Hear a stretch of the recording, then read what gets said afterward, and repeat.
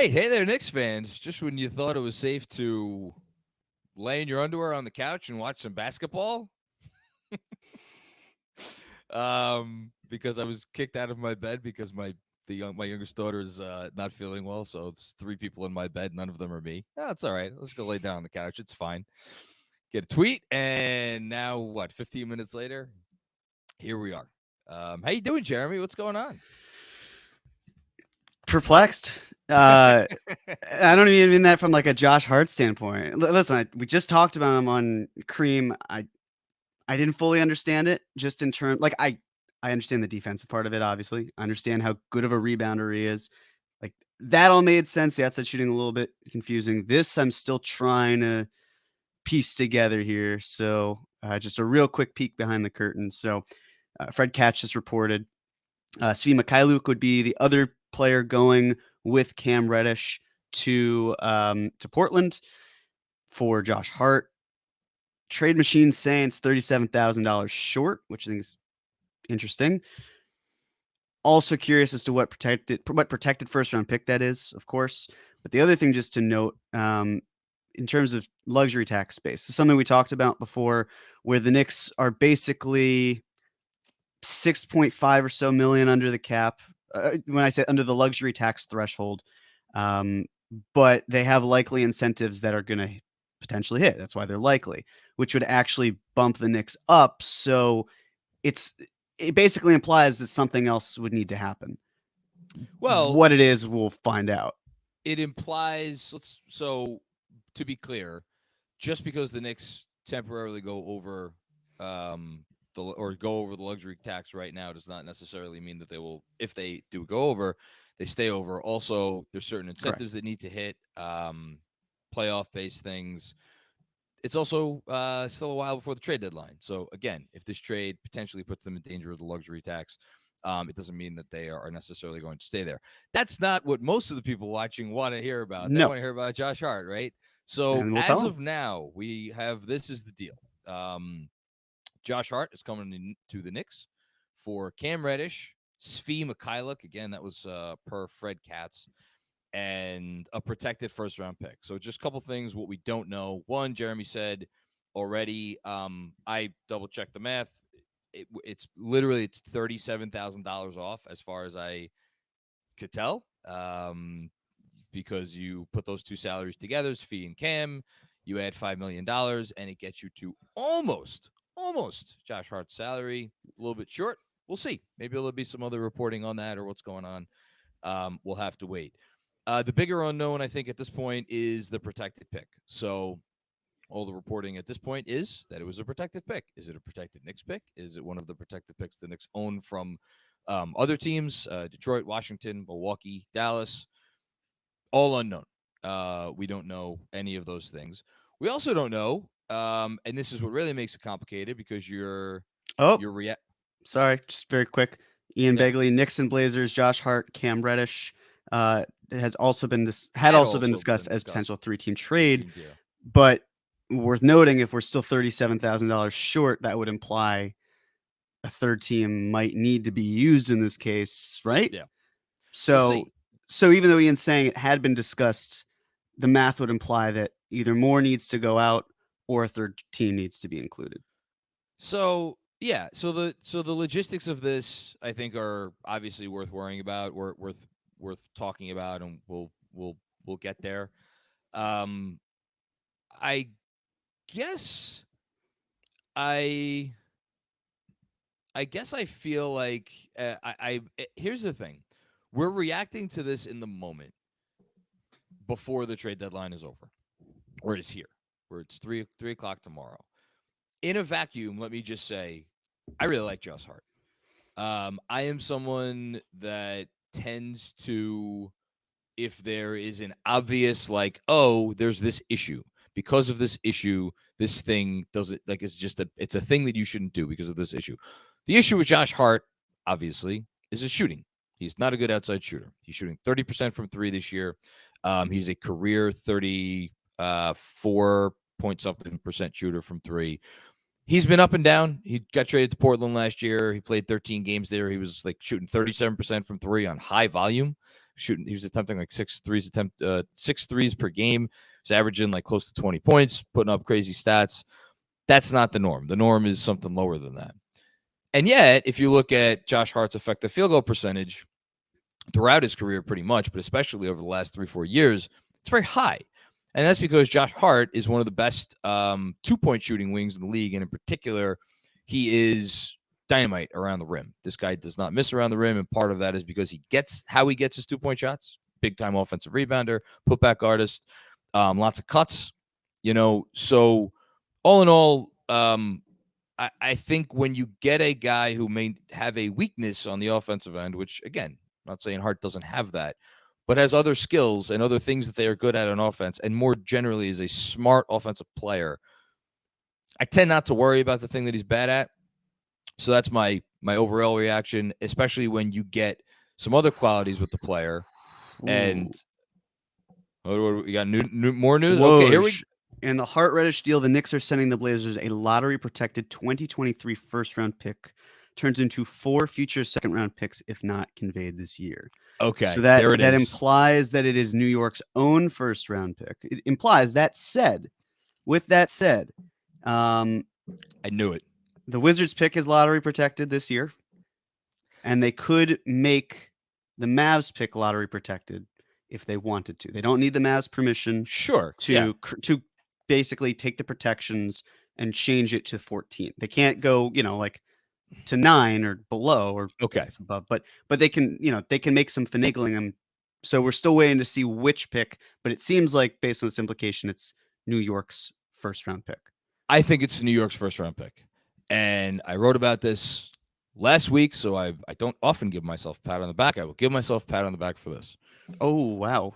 It's Ryan Arcidiacono is the other math. That's the other number. That's from Scotto. So that makes the math work. Right. But that doesn't make the roster spot work. So someone else. Sorry, keep going. Why? So the Blazers would have to cut someone. The Blazers have 14 players. And so they'd be receiving 3, sending 1 out. So I would leave them at 16. Right. So they'll cut someone or send someone back to New York. There you go. Okay. So maybe someone else ends up comes back to New York. What is it? The Brown kid that they drafted a few years ago. I think he's a big man. He makes very little money. Greg Brown. That's it. Yes. Maybe that's what gets it done. I know I'm all over the place right now. We'll get back to talking about Josh Hart in a second. The thing I was wondering is the Knicks this year very clearly they're trying to win basketball games. That is not going to change. It's not going to change next year. It's not going to change as long as this owner owns the team. The notion that and again, we don't know, maybe the reporting is off, but here's why it would not surprise me if it was their own pick, lottery protected. The notion that they're going to draft a kid and then introduce that player into the rotation, or even foster that kid along, as we've seen other organizations do, when that is not something that this organization has done under this regime, really at all, and they're overstuffed already as far as the rotation goes. I was just not to say that they wouldn't make the pick, not to say they couldn't do those things, not to say that they would be completely against doing those things, but I wondered if there was an opportunity to parlay that pick and protect it heavily enough to get them something now, would they not consider doing it? And that appears to be what they did here. To parlay an asset that is a good asset, right? It's a good asset. It's a pick and a good draft. It's probably going to be somewhere in the mid-teens that another team will value, but that they maybe would not value as much as another team, especially with the fact that they still have the Mavs pick, and which the fact they could, for all we know, end up getting the Wizards pick, and it's lottery protected. That's the other part of it. So I'm not shocked if it is their pick. Yeah, I was asked on Cream by someone if I was comfortable with dealing an unprotected pick, and I said I really wasn't. I could understand the 2023 one just based on everything. I'm glad that if it is New York's pick, that it's at least protected. There's some nice assurance there. The Knicks know, look, if they can't get into the top 6, they're in the play-in. If they find a way to lose 1-2 games in the play-in, they're back in the lottery. They keep their pick. Good pick. And I mean, the reason why I also would believe that this is New York's pick and not another pick, the fact that it would convey into 4 second rounders right away, not, hey, if it's not this year, the first rolls over another year. It's swift. It starts and stops this year. no questions asked, whether or not the Knicks would be sending out second round picks to be determined. And the Knicks have some good second round picks to offer down the line. I mean, They do. they gave up a decent amount of them to trade in for the 13th pick overall. It became Jalen Duren, but they're not destitute when it comes to second round picks. They've got two 2024 picks, second round picks that are likely to be in the 30s if the Jazz, who we just saw tonight, decided it seems like they're making a slow descent into, hey, we're trying to get a little bit worse this year and probably worse next year. So that's the question of, is it going to be the Pistons pick, the Jazz pick, maybe it's the Nets pick? I'm speculating, but those are the most advantageous second round picks. Second round picks they have. Well, I'm fairly certain that the Blazers are thinking that they're trading for a mid first round pick in this year's upcoming draft. I again, don't tell me, show me. This front office traded. They're not trading first round picks willy nilly for old veterans. They traded a first round pick for Cam Reddish. They swapped out of this first round for the ability to sign Jalen Brunson. They're trading this first round pick to get Josh Hart. Now, Josh Hart isn't as young as Jalen Brunson. He's not as young as Cam Reddish, but he is young. I mean, he's 27 or 26. He's going to turn 27 soon, whatever it is. I forget if is he 27 now and he's about to turn 28, or he's 26, about to turn 27. One or the other. He's still close enough to the beginning of his career or in the prime of his career that you feel, okay, you're adding a piece that could be part of your core moving forward. You're not adding Eric Gordon here. So I think it is par for the course with how this front office is operated. From a value proposition, to give up a pick in the middle of the first round and all the stuff that they gave up, and people are going to turn around and they're going to say, well, it's really 2 first-round picks because you traded a first-round pick for Cam. That's fine. For Josh Hart, who's a very good player, imperfect player, but a very good player, I think if you evaluate this trade on its face, I think the value is good or fine. Maybe not great. It's fine. If you throw the original Cam sin into it, then you get into a place where the value is like, I don't like that value so much. But that's the original sin. At this point, it's a sunk cost. We're looking. It's done. We're looking at the Knicks taking a player who is not in the rotation, and then 2 minimum players who are not in the rotation. They're not even the rotation of the rotation. Like, they are the 14th and 15th players on the bench, and they turned that into, and a first round pick this year, into Josh Hart. Look, if we look at the initial Cam Reddish trade, as we've known since Tibbs benched him and he has been out of the rotation, it's an L.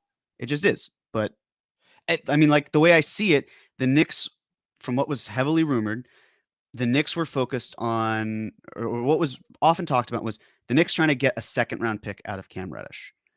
And to me, you'd rather do this. You'd rather do this than you would get a second round pick. Yes. Yeah, exactly. Thank you for saying that. I'm 100% there with you. Let's go back to Hart for a second, and then I want to talk about the rotation, and then we'll probably have some super chats.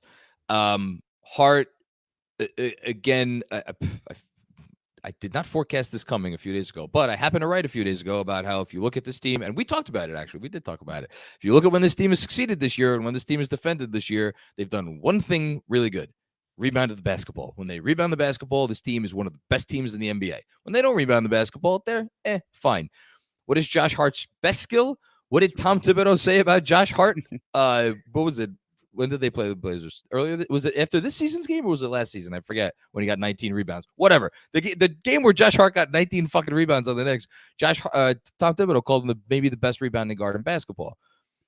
Tibbs loves Josh Hart. He's sung his praises before. Josh Hart went on a podcast and talked about how Thibodeau wanted to draft him, and he likes Tom Thibodeau and the whole thing. Josh Hart's a very Tibbsian player. I don't know what more there is to say about it in that. It will be interesting how they use him to try to mitigate the spacing concerns, because the spacing concerns are real. That's a real thing. Before I move on to talking about the rotation and what this may say about other moves they have in mind, whether it is in the next 15 hours or this summer, anything else on Josh Hart? Thoughts that you have? Yeah, so Bobby Marks talked about this because this is actually going to be super relevant later. So as many of you probably know, Josh Hart has a player option, but it's actually a very weird contract because it's a player option, but it's also non-guaranteed. So as Bobby Marks said, if Josh Hart exercises the option to return, the contract becomes non-guaranteed. So it's really, as he says, one of the more unique contracts, and it's true. Like the fact that he basically have to opt into it, and then the Knicks have the ability to say, "Well, we don't really want this, or we do." And I'll say this as well. Fred talked about the difference between a team option and a non-guaranteed issue, right? Where it's like a team option, it's Yep. set, it has to be between the draft and free agency. Non-guaranteed option, you can actually move it if you needed to. So it's going to be fascinating to see how that rolls out. I would imagine, just based on Hart, based on Brunson, Villanova, what the Knicks need, all that Hart is here to stay. I would imagine that. Can't rule out the idea that the Knicks parlay this into something else. Can I give you an alternative? Sure. Correct me if I'm wrong. He can opt into. Well, it's not called an opt-in, right? Is it called an opt-in if he It would be an picks? opt-in. Okay. Yeah. Can he opt in and the Knicks extend him off that number? They can, correct?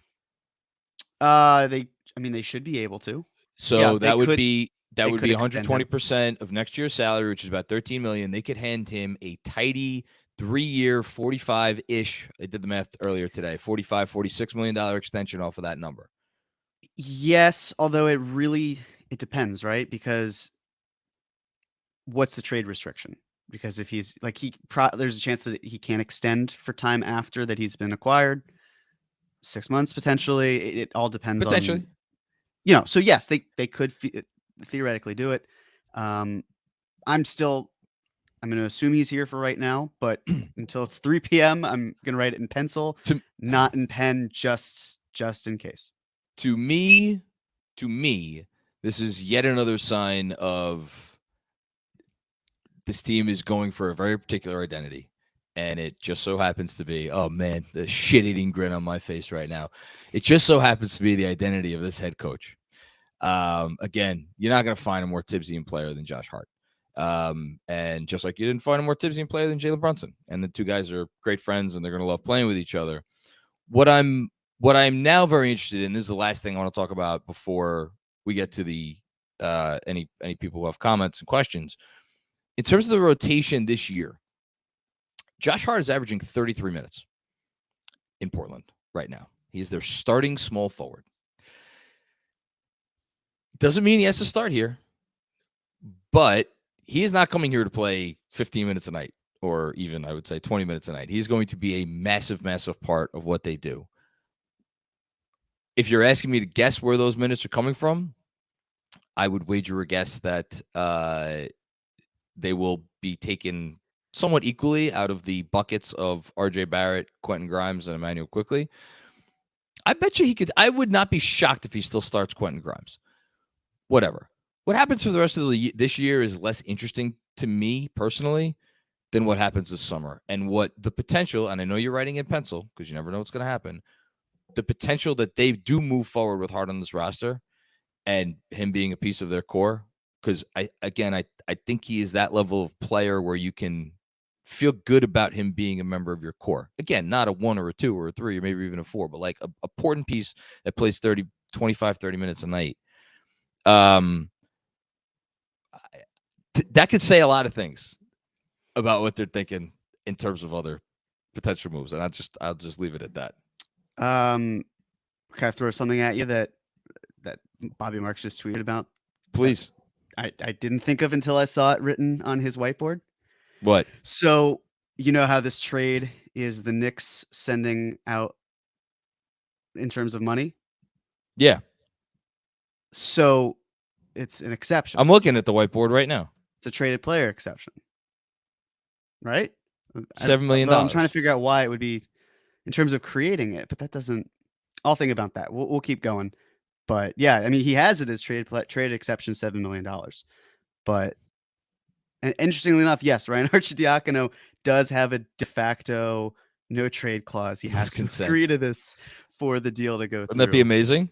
Well, they just talked about it. There was years ago in like 2008, Jason Kidd, he was all set to go to Dallas, and there was a player on Dallas who wanted a trade, but then vetoed the deal, and it fell through. And they eventually got Kidd, but they had this whole big thing. Everyone's ready to go, and this player just said, "No, I'm good. I have veto power, and I'm gonna avoid it." So hopefully that doesn't happen in this case. Hopefully they can kind of get it going. Kind of funny to see a Villanova player trade for another one, but I feel bad for Archie.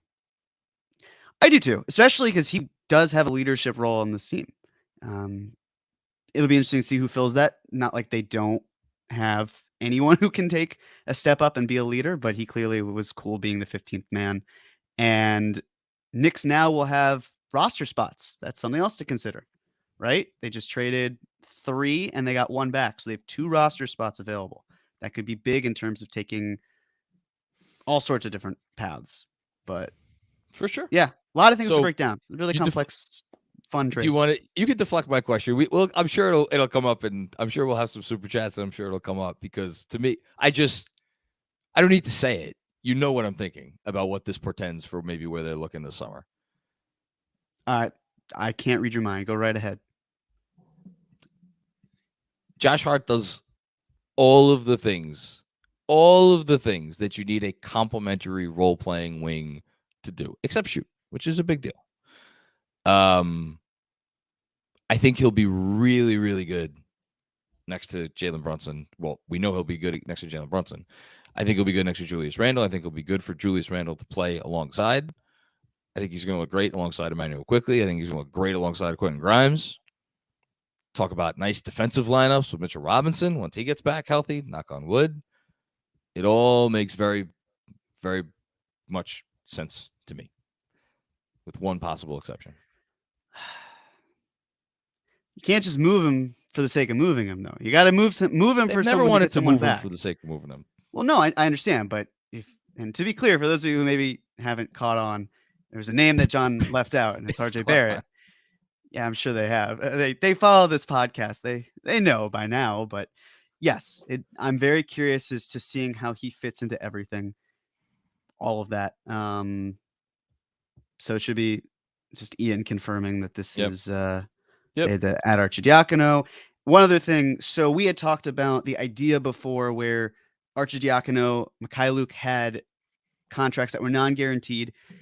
The Knicks kept them around. If the Knicks had moved one of them, right, and or like non-guaranteed one of them, say Mikhailuk, and then signed someone on a minimum deal for the rest of the season to fit in that place, they would not have been able to trade that minimum player.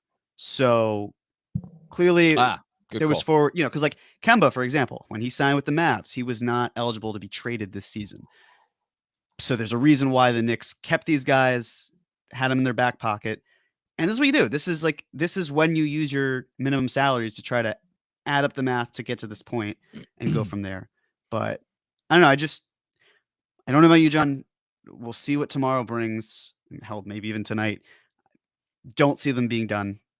I don't think they're going to be done either because there's still more to do. I don't think that there's enough rotation minutes right now, just frankly speaking. I think the notion that they are going to just very, very, very, very quick math, right? Even let's say that Deuce goes out of the rotation. Let's just assume that Deuce is playing, what was he playing? 12 minutes a game, 10 minutes a game. I don't know, whatever it is, 10, 12 minutes a game. Okay. So let's say, let's say Hart's coming off your bench. You want him to get 12 minutes a half, 13 minutes a half, 14 minutes a half, something where he's up around his average in Portland. So something close to 30. If you take Deuce out of the rotation, which I'm not sure they'll do, but let's just assume that they do, then you still have like 15, 16 minutes. I guess you could tell me 5 minutes from RJ, 5 minutes from Grimes, 5 minutes from Quickly. Okay. I guess that works. I'm with you. I don't think they're done. No. I don't think they're done. All right. Should we I don't know if we have any super chats or whatever. Andrew. Do we have any super chats? Is this your first live stream, John? It's late. Maybe everybody's asleep. 2,000 people watching live in the chat right now. Is that a lot? Thank you all. Is that a lot? I'm going to throw something at him. Okay. So a couple things that I found interesting. First of all, I just retweeted it from the KFS account. Jalen Brunson was at his alma mater of Villanova tonight getting his number retired. A couple things happened. First of all, there's video of him finding out in real time that his college teammate is going to be his new teammate. It's an actual, you will not have to guess how Jalen Brunson feels about this transaction. The other part that I find interesting, if you look at this picture I'm going to put up on the screen, I don't know if you could see it, but Svi and Ryan are at this too. So they all found out together that these two teammates are no longer going to be teammates. Yeah, they all made the trip. Unfortunate. You got Tibbs in the back corner. He's enjoying it. Look at Tibbs smiles. I guarantee on the court. I guarantee you, Tibbs is smiling. He's gonna go to sleep smiling like the fucking Joker tonight. Yes. Hey Ryan, see, come here. Let's do the talk. Man. Yes. He will be disappointed to lose Ryan Arcidiacono. Ryan Arcidiacono is a good practice player. He is. Yes, it's a big loss. And then a lot of reactions to this. Let's get to the chat. Okay, giddy up. First one up. Who we got? Danny K. Let's go. If it's only Cam and a protected first, it's a steal. I think my prediction is going to be the biggest divisiveness over this. There's gonna be two big divides over this amongst fans. One, the fact that the Knicks gave up their own pick, even though it's lottery protected, because again, you're giving up one of your own draft picks. And I think the other part of it is the effect on the rotation. But again, we'll see what happens with that. It's funny. We've been talking for a while about how the Dallas pick plays into their plans this trade deadline, this summer. I think we could agree, if nothing else, they probably did not want 2 picks in this draft. I know you have had your theory about them trading up, but where those picks are now slated to land, where the Knicks are pretty good, the Mavs are pretty good, maybe this was part of that too. Well, I mean, to be fair, I also talked about the idea of draft and stash. There were other ways they could have gone about this, but yes, you have 2 picks that are likely to convey. I don't really count the Wizards pick until it actually conveys, but you have to consider the idea of if it does. It seems like, based on everything that we know, having 2 players from this draft on the team next year never made any sense. No. And then when you consider the fact that the Knicks don't have a second round pick, right? They're limited to 1 now, and that's fine.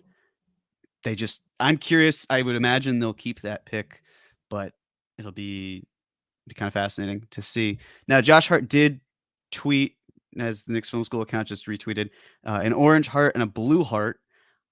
Kind of funny, heart.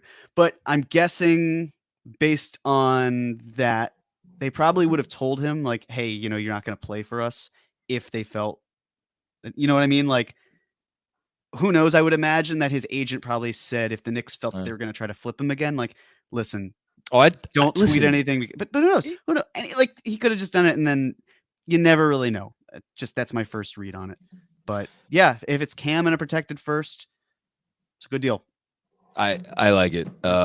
Thanks, Danny K, for getting us started off. Danny K with another one. # Villa Nueva York too much. No, I think it's perfect. I like it. I like it a lot. And you know what's so funny? Thank you, Kyle Kagan, for the contribution. I don't see a chat there. Maybe Andrew, if you said something, Andrew could find it. But while we're waiting for that, Obi Toppin earlier tonight tweeted something about Villanova has the best wings. I swear on my daughters, both of them. When I just read and the tweet continued, but when I just read Villanova has the best wings, I was like, is he talking about Josh Hart? On my daughters. And then the rest of the tweet said wings and fries. Well, Jalen did the same thing yesterday or 2 days ago, right? When he had this that one. Yes. Well, and right. And everyone was like, "Oh, okay, huh?" I genuinely wonder how much of this stuff is talked about with them before, not off the air because they're not on air, but behind the scenes. How much of this really goes on? Very curious. But all right, yeah. Next up, Anthony Strano. Thank you for the contribution. Josh Hart, love it. Here's the other thing about Josh Hart. He's one of those players I think it's very, very difficult to dislike watching him play. And we love to lionize Emmanuel Quickley here because he's the on-off god, and then good things always seem to happen when Emmanuel Quickley steps on the floor. Guess who's Portland's leader in on-off this season? Guess who makes them 9.6, I think is the number, 9-point-something points per 100 possessions better when he's on the floor? Josh Hart. Really good basketball player. I really, really, really hope people do not get too caught up in the fact like, oh, he's a wing who can't shoot. That's the only reason this guy's not making a lot more money. Not saying it's not an issue. But a lot of teams are after this guy. Forgotten NYC. Leon woke up from his long slumber. Hip, hip. I'm happy. I didn't want him to do something just to do something, but I'm happy with what he did. Needless to say. Hush Zoo. I really like this move. I won't lie, however. Something tells me the move will show us what life is like without number 9. Summer will be interesting. Yeah. Well, listen, I don't disagree. For the love of God, my brain can't even comprehend this summer right now. No. It will if it has to, but it doesn't have to right now. So we're all focused on the deadline. That's it. But I agree. I'm trying to wrap my brain around it as I'm hearing you saying your inability to wrap your brain around it. I'm like, can I wrap my brain around it? No, I can't. I can. I don't want to until I have to. That's all. But if I need to, I'm right there. I got it. Like you can never have enough wings, but there's just something about it. Thanks, Hush. You're gonna like Josh Hart. Kevin Nanashevsky, what's going on, Kev? Good get. Hart's a really good player. Yeah, he is. We need wing rebounding and defense. You think? He's a Tibbs guy, and I'm excited to watch. Open roster spot. Interesting. Two open roster spots. My God. Would Andrew's brains explode out of his ears if the move that was still to come involved perhaps sending Obi Toppin somewhere for something? Oh, God. And then, yes. 3 to the dome, baby. Don't rule it out. I've given up on this, but if you're telling me to believe again, then I might open my heart up to it. You haven't given up on it. Come on. Why would he come back? Yes. Why would he come here? I don't think it's why would he come here. It's why would the Knicks have Carmelo? It's a both thing. He should, if he has anything left in the tank, it's to go to a team that can compete. Like, honestly, my biggest fear was that Brooklyn was going to go get him, but they chose not to have a basketball team anymore. That's mean. I like Brooklyn's team. Carmelo is 10 years older than the oldest player in the Knicks rotation right now. Yeah. And Josh Hart is the second oldest player in the Knicks rotation right now. This is going to bother me. Is he 27 or is he 20? He's turning 28 in March. Okay, so he's 27, turning 28 in like 2 weeks. Yeah. Someone in the chat just said it. He'd have to play the SV role, and it's like it's a veteran leader, which I don't know how much he would want to do that. He's not coming in to do that. I don't think he. Yeah, no. Look, there's a good thread out there. I forget who put it out, but Melo wants to be. His son is like a prospect, and he's getting to be like a dad at all his games in New York. So that's why he didn't go to any of the LA teams. That's why he didn't go to Golden State, or obviously it would require someone to want him, but he wanted to go to the Knicks if a roster spot opened after a Donovan Mitchell trade, and it didn't happen. So I'm guessing that the dream may be dead, but in my heart, there's a world. Now it's the Josh Hart. There is a world where he will always be here, you know? I just had another thought. Okay, let's keep it going. You can't keep doing that. Say the thought. Could you imagine? I'm imagining. Imagine.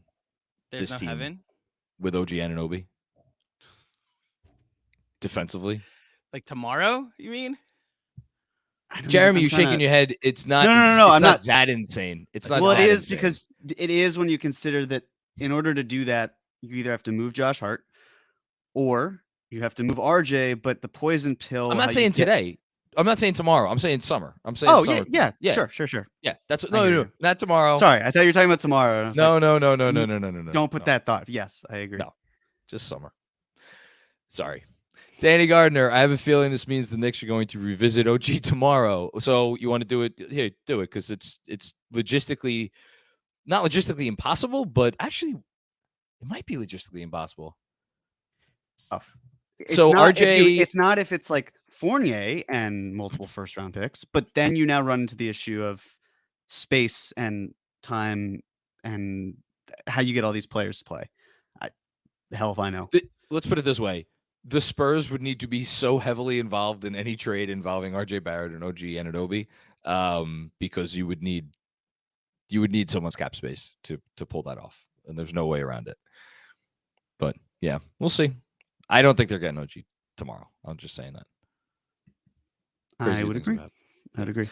ML Nair, what's going on, ML? Great trade. Winning pedigree, tough, solid defender, and reunites with Brunson. We should probably say that these two players did win a national championship together.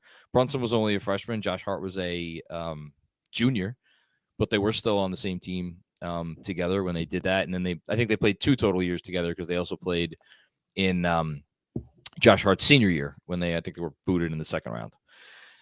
So, yeah, I really do feel bad for Svi. For Not Svi. Svi. Archie.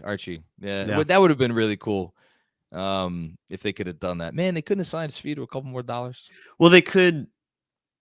I mean, I think they. Well, no, they probably can't. No, yeah, it's not going to happen. And no, I'm glad that they didn't sign Svi to a couple or Archie to a couple And more. Oh, Wait, no, well. Oh, I see what you're saying. If they'd signed him to a few more dollars, they wouldn't have needed to yes, include if they had Archie in the signed trade. Svi using the room exception instead of the minimum, You could have done. then they Well, could have. But whatever. It's cost neither of here doing nor there. business by $37,000 is criminal. That's It is ridiculous. criminal. One other thing, while it's on my mind,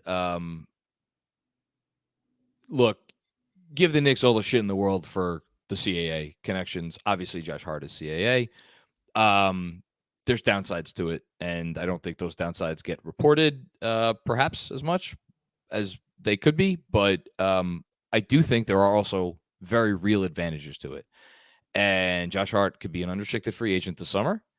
And I wonder how many teams looked at him and wondered about, are we really going to give up real stuff for a guy that can walk in after playing 20 whatever games for us plus the playoffs? I will just say, who knows? Maybe he walks from the Knicks this summer. I don't think that Josh Hart is walking if the Knicks want him to stay. I'll just throw that out there. I would agree, and I would also say, based on the fact that Tibbs style player, Villanova connections, yep, CAA as you All the things. mentioned, there are just a lot of reasons as to why. And listen, I mean, Ian talked about the fact that the Knicks are reportedly concerned with Anunoby being a potential flight risk. You're not going to have that problem with Josh Hart. That's not a concern. No. You also don't. I have heard OG's nothing. clutch, right? OG is clutch, Yeah. and he shares the same agent as Cam Reddish, so don't know how well that would have gone over. But I'm very curious about also how this affects the rest of the market from a non-Knicks perspective, maybe an indirect perspective. But if you're Toronto, if you thought that the Knicks were your biggest suitor for Anunoby, and then you see the Knicks go in a different direction, now they're out. What does that mean? The Raptors and the Spurs were talking about Jakob Poeltl. Are the Raptors going to be buyers? Are they going to do both? I'm absolutely fascinated by how the rest of this plays out. But the Knicks basically said to the Raptors, we don't need you to get what we're looking for. We're fine paying something that's quality for quality. It's not going to be what you're trying to rake us over the coals for. Yeah. Let's keep going. I have some other thoughts on the market, but we'll get some more super chats out of the way. Robert Cross, goddamn legends. I love you guys. Even Cutlets. Wow. That's big. I love you too, Robert. That's huge. Yeah. Hashtag 53 wins. ARA Rawad. Jeremy Grant is the missing piece we need. I've been checking for Woj updates. I haven't seen that Jeremy Grant is a throw-in this deal, but I will look for that. I will look and see. Grant for Fournier, straight up. Who says no? The math works. I was about to say, Proud, yeah. Oh my God. Someone's going to pay Jeremy Grant a lot of money this summer. Busy. What's going on, Busy? What does this mean for the rotation? Again, so you're asking me today, they don't make another trade tomorrow. My prediction would be kind of what I laid out before, which is that Deuce probably takes a seat, which is unfortunate. And that is unfortunate. But as I said, I think I said it either today or I said it last night or I said it in one of the recent live. I've been doing a lot of these things. But I said, I don't want to make a trade that puts Deuce out of the rotation. And I said the one exception to that would be Josh Hart, because I think Josh Hart is good enough to at least justify it. Does it mean it's the right move? No, it absolutely doesn't mean it's the right move. That would be my guess, and then my other guess would be that everybody, all the quickly Grimes and RJ all take a little bit of a haircut in minutes, or, and again, wouldn't this be fascinating? Quickly's minutes stay roughly the same, Grimes' minutes stay roughly the same, and RJ's minutes are the ones that are the bigger.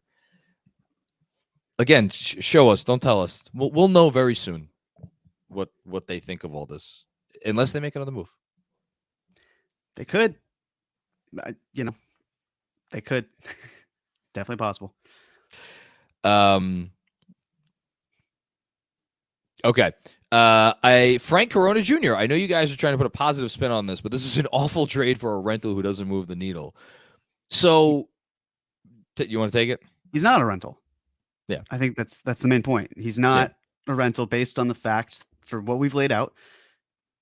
Player option that he can pick up. Knicks could then guarantee it. They can extend him. He could non-guarantee it, and they'll bring him back. That's pretty much it. They thought, yeah. And again, like, I really thought, based on what we saw with all these different reports that kept lining up, that it was the idea in mind the Knicks weren't going to go after someone who could hit 2023 free agency. And it still might be the case, right? They still might be able to take the player option, guarantee him, and he's still a free agent in 2024, and they figure it out. But it's not going to be a rental. Like, he's not going to walk. He's either under contract for 1 year next year, or he's a free agent and the Knicks extend him. So again, it's moving pieces that aren't a factor and a protected first-round pick for someone who can add value to your team today and moving forward while he's in the prime of his career. An awful trade would be doing this trade for Eric Gordon, okay? Which is a guy that I like, and I've talked about on this podcast before. Yep. And I think he would help the Knicks. And even that, honestly, I mean, it would be a bad trade. To give up a pick in the middle of the first round would not be a good trade by any means. But, like, even that would be slightly defensible. This is very defensible, and I don't think that there's so much of this in the fan base. Frank, it seems like this is your sentiment, but I do want to speak to this point, because the notion that a trade doesn't move the needle is not a trade that you should make. The trade may not move. Like, the Knicks are, I don't think because the Knicks have Josh Hart, the Knicks are going to win a playoff series this year. I mean, shit, they could not even make it out of the play-in. I mean, that's it's totally possible.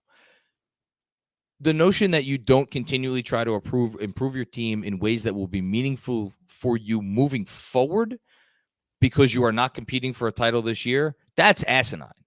To sit with your hands under your butt and not do anything because it's like, well, we're not winning a title this year. That's the worst thing you could do. It has to be the right move. And that's why I've been like, were they going to find the right move? I think we doubted whether they were going to find the right move. It's a good move. Checks a lot of boxes. But they're not done, and there's other stuff that needs to happen. So you also just laid out a scenario in which the Knicks don't make the playoffs and keep their pick, and then only give up 4 second-round picks. So, yeah, I just real quick, I agree in the sense of because the Knicks aren't a title contender that they just can't do anything, right?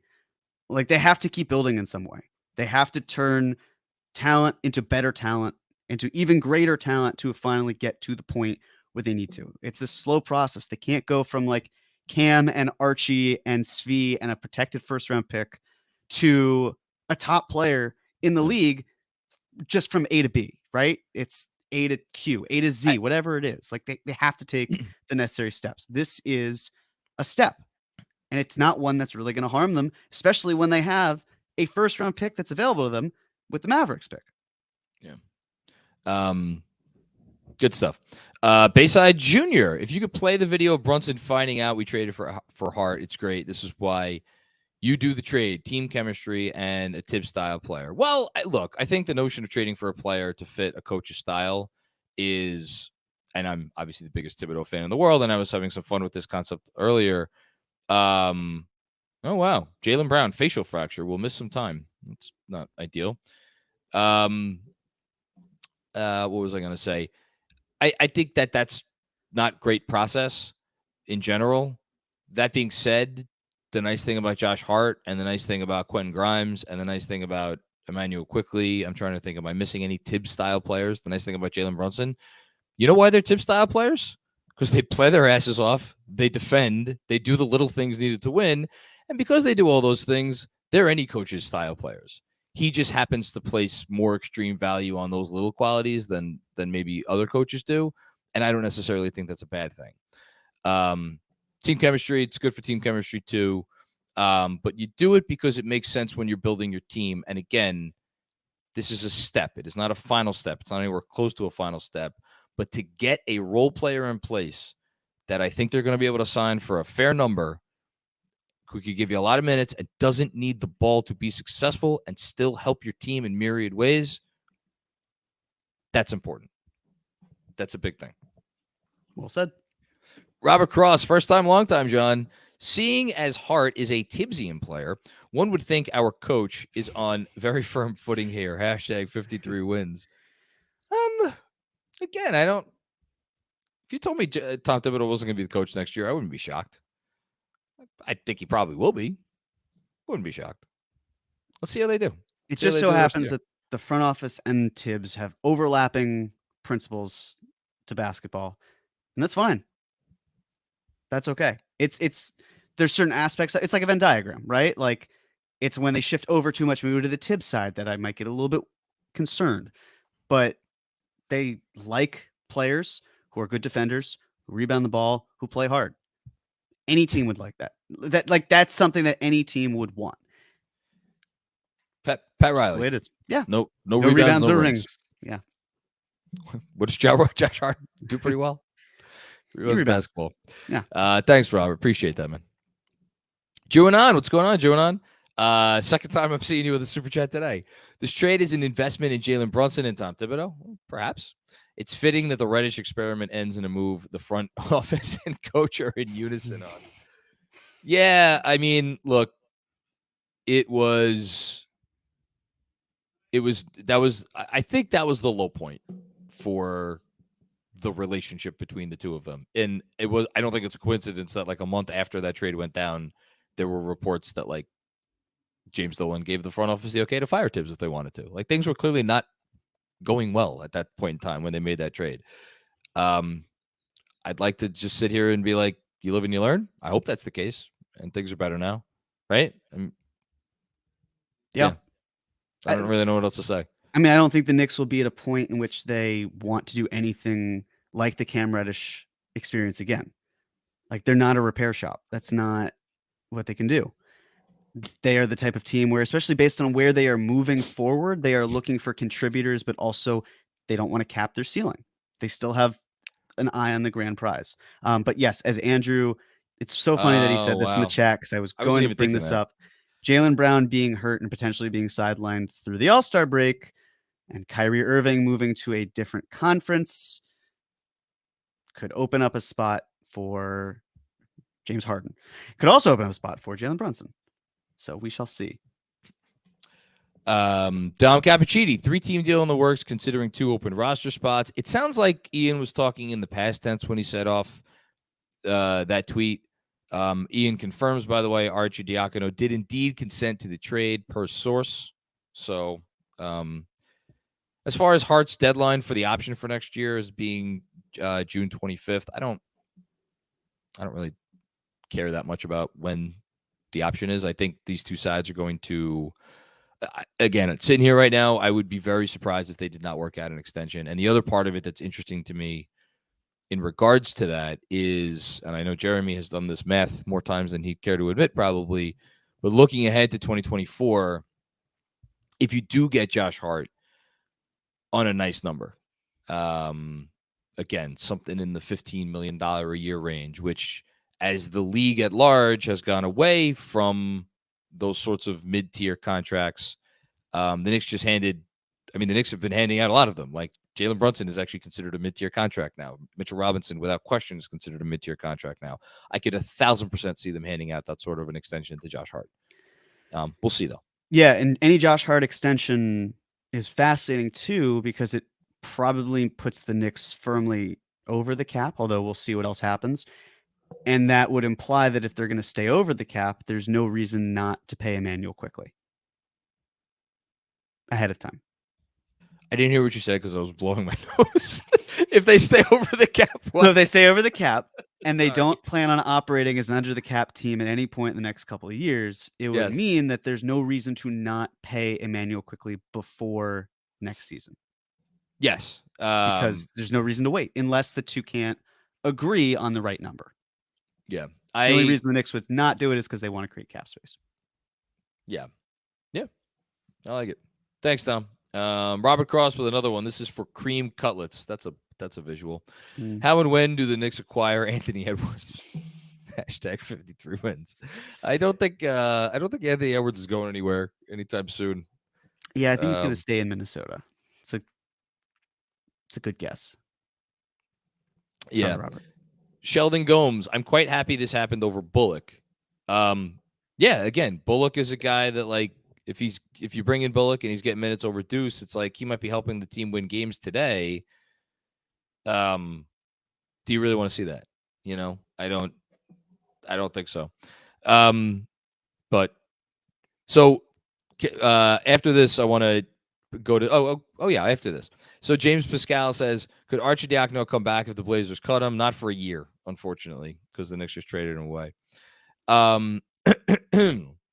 So Benji's just texted our group chat asking about the possibility of, well, if the Knicks just could have signed him in the offseason.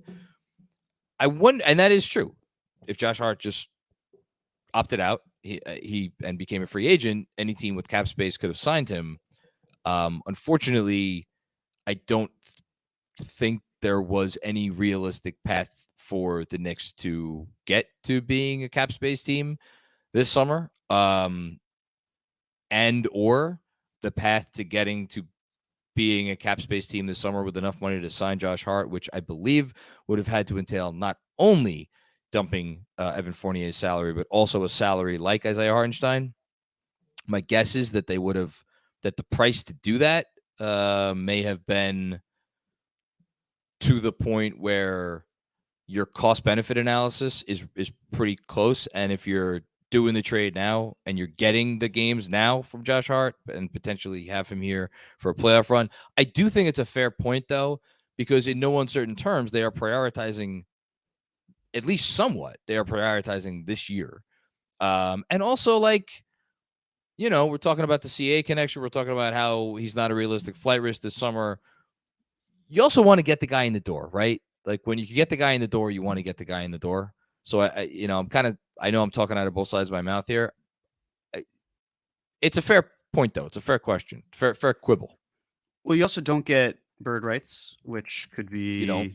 I mean, you could effectively offer a fifth year, not that they would, 8% raises versus 5% raises. But the other thing here, if the salary cap next year is $134 million, then the non-tax MLE is 11.4 million, right? And if you did it for 3 years, it's $35.8 million versus getting this contract. You pay him $12.96 million next year, and then you can always extend him that way. So the money is pretty much a wash.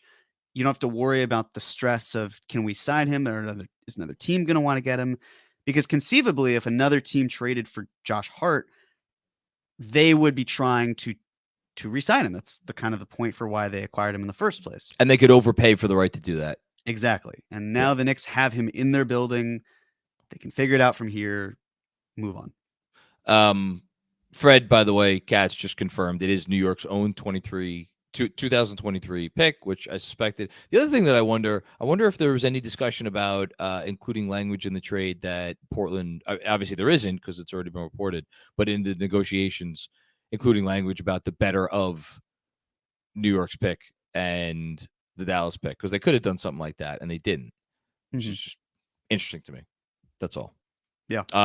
Robert Cross with another one. First time, long time, John. If Deuce is out of the rotation, the TV goes right out the window.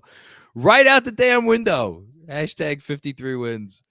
Can I just real quick, because I know that he can't answer this, right? Because he's obviously asking us the question. Robert, you love all these players. At what point, like, someone has to sacrifice here. Deuce, he draws a line. It can't just be Julius Randle who sacrifices when Julius is also right now the team's lone all-star. Yeah. We all love our Definitely not players. the We law. all want them to succeed. But like, if you love all of them, and this could be applied to other people, if you love each and every one of the players on this team and the roles that they have, and also if you understand that the players you may not like are still good, someone's going to get the short end of the stick. It's just the way it is. There are only so many minutes to go around. Look, the I will try to ease your fears with something. Fred Katz, who did a very extensive story on Deuce over the summer, wrote a couple weeks ago, which is that the Knicks are not talking. We're not talking Deuce in trades. Like, they were not talking about Deuce in trades. They were not talking about including him in trades. They had no interest in including him in trades. They like Deuce McBride. They want Deuce McBride to be on this team moving forward. They like his development. They want to continue to see where it goes. The notion that you may not get the next, or Deuce may turn into a situational player. And oh, by the way, if he does turn into a situational player, if any one of the 9 guys in the rotation, if they do indeed go to a 9-man rotation and Deuce is out and Hart is in, if anybody gets hurt, guess who's stepping in? It's probably going to be Deuce. I don't think everyone's going to stay healthy the rest of the year. So it's like, yeah, I'm not saying you're not giving up anything, but in the grand scheme of things, we're talking about a third of a season, you know? So I would not be apoplectic about it. Thank you, Robert. Save your TV. TVs are expensive, as I understand it. So you don't have to buy another one unnecessarily. Steve Stoic. Nice to get a Tibbs player who fits the makeup and identity the organization is trying to establish. Great pickup for our bench. I hope he comes off the bench for Quentin Grimes, just because the Quentin Grimes thing has been a really nice story this year. Quentin Grimes, I think, has worked his butt off since he got drafted by this team. I think he's a nice fit in the starting lineup. So I hope he keeps starting. And Hart has come off the bench before, by the way. He's not, it's will he? I don't know. What would you do if his first game in uniform Hart started in place of RJ Barrett? How I like, what would happen if that occurred? Chaos would happen. Like, Chaos it's not going to happen. It can't happen. It's not gonna happen. Just politics wise, he cannot possibly start. No. Benji just texted me. He Yep. cannot start. No. Oh man. Yeah, no, that's fair. You need the shooting. ARA Rawad, RJ for Jeremy Grant in the summer, but would the Knicks be comfortable with the extension he's looking for? I don't think the Knicks want a second power forward next to Julius Randle. I'm sorry. Also, the math is just, it's a sign and trade for Jeremy Grant. It's not going to happen. It's not going to happen. And Jeremy Grant's a good player. He is. And also, this is if you're Portland, you probably traded away Jeremy Grant. You traded away Josh Hart so you could afford to pay Jeremy Grant. Because they had to do with their own luxury tax issues. So they pay Jeremy Grant. They don't have to worry about Josh Hart's salary. They get Cam Reddish to, do some of the things that Josh Hart can do for a lot cheaper because he's not as good as a player.